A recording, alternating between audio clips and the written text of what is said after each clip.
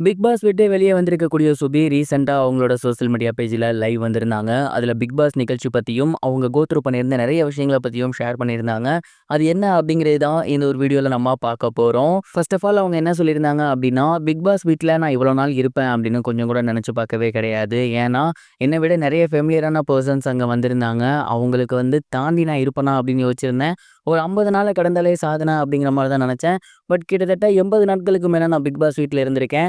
அது எல்லாத்துக்கும் மிக முக்கிய காரணம் மக்களாகிய நீங்கள் தான். உங்க எல்லாருக்குமே மிகப்பெரிய ஒரு நன்றி. அண்ட் பிக் பாஸ் வீட்ல எனக்கு பிடிச்ச மொமெண்ட் அப்டின்னா, நான் first ticket to finale win பண்ணேன் இல்லையா? அதுதான். கிட்டத்தட்ட 6 மணி நேரத்துக்கு மேல நான் நின்னுட்டே இருந்தேன். அதெல்லாம் நெனச்சு பார்க்கும்போது ரொம்பவே சூப்பரா இருக்கு.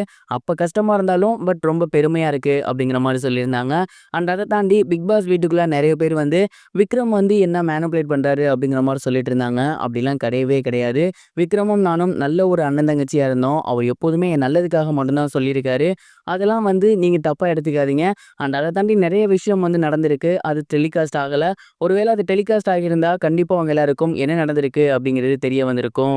பிக் பாஸ்ல உங்களுக்கு பிடிக்காத மொமெண்ட் ஏதாவது இருக்கா? இல்ல யாரையாவது உள்ள போய் கேள்வி கேட்கணும் அப்படிங்கிற மொமெண்ட் இருக்காங்கிற மாரி ரசிகர்கள் கேள்வி கேட்டிருந்தாங்க. அண்ட் அப்ப அதற்கு அவங்க என்ன சொல்லியிருந்தாங்க அப்படின்னா, எஸ் ஒரு பெர்சன்ட்ட கேட்கணும். அது யாரு அப்படின்னா சாண்ட்ரா. சாண்ட்ரா அவர்கள் பார்த்தீங்கன்னா, அந்த ஒரு இன்சிடென்ட் நடந்ததுக்கப்புறம் நான் நார்மல் ஆகிட்டேன் அப்படின்னு விஜய் சேதுபதி சார்ட்ட சொல்லியிருந்தாங்க. பட் கமருதீன் மன்னிப்பு கேட்கிறப்ப ஒரு மாதிரி பிஹேவ் பண்ணியிருந்தாங்க. அத பார்க்கும்போது வியர்டா இருந்துச்சு. நார்மல் ஆகிட்டேன்னு சொல்றாங்க. அப்புறம் கமருதீன்ட்ட அப்படி நடக்குறாங்க. அது என்ன சம்மந்தம்?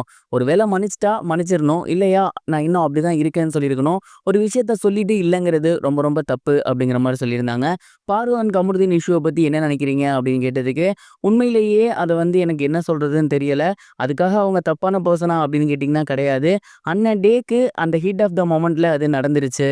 அன்னைக்கு ஒரு வேள பாரு அண்ட் கமருதீன் அங்க அந்த ஒரு விஷயத்த பண்ணாம இருந்திருந்தாங்கன்னா, கேம் அப்படிங்கிறது டோட்டலாவே மாறியிருக்கும். ஏன் நான் போன வாரம் சேண்ட்ரா அவர்களே வெளிய போய் இருக்கக்கூட அதிக வாய்ப்புகள் இருக்கு. அண்ட் அவங்கள தப்பு அப்படின்னு நம்ம சொல்ல முடியாது. அந்த ஒரு சின்ன தப்பா அன்னைக்கு அவங்க பண்ணிட்டாங்க. மத்தபடி அவங்களும் ரொம்பவே நல்லபடியா தான் பேசிட்டு இருந்தாங்க அப்படிங்கிற மாரி ரொம்பவே சூப்பரா அந்த ஒரு விஷயத்த பத்தி ஷேர் பண்ணியிருந்தாங்க. அண்ட் பாரு அண்ட் கமருதீன் இவங்க கிட்ட வெளிய போயிட்டு கான்டாக்ட் பண்ணீங்களான்னு கேட்டதுக்கு, இப்போ வரைக்கும் இல்ல அப்படிங்கிற மாரியும் சொல்லியிருந்தாங்க.